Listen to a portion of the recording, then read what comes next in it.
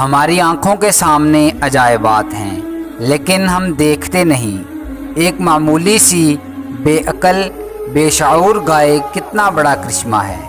فطرت کا عجوبہ، گھاس سے دودھ بنانے والا حیرت انگیز کارنامہ ہم کیوں نہیں دیکھتے؟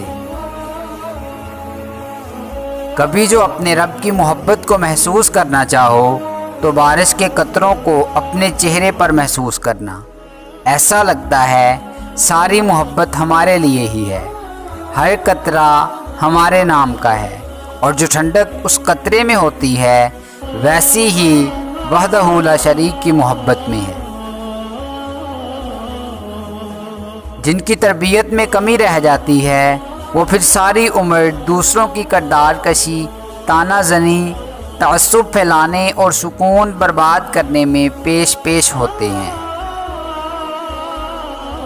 جو لوگ طاقت رکھتے ہوئے بھی کچھ نہ کریں سوائے صبر کے، ان سے زیادہ خطرناک انسان کوئی نہیں۔ وہ اپنے صبر سے ہی سامنے والے کی دنیا و آخرت خراب کروا دیتے ہیں۔ اللہ کی لاٹھی بے آواز ہے۔ شکر کرو اس غم کا جس نے آپ کو اللہ والا بنا دیا۔ وظیفہ صرف شکر کا کیا کرو کہ یا رب العالمین تیرا شکر ہے۔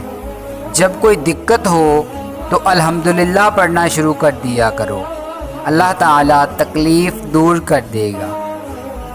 جس کو صداقت اور نیکی کا سفر کرنے کی خواہش ہے وہ جان لے کہ یہ منظوری کا اعلان ہے۔ جس کو منظور نہیں کیا جاتا اس کو یہ شوق ہی نہیں ملتا۔ والدین وصال کے بعد اپنی اولاد کے لیے اولیاء ہیں۔ روح کی گہرائی سے نکلی ہوئی بات روح کی گہرائی تک ضرور جائے گی۔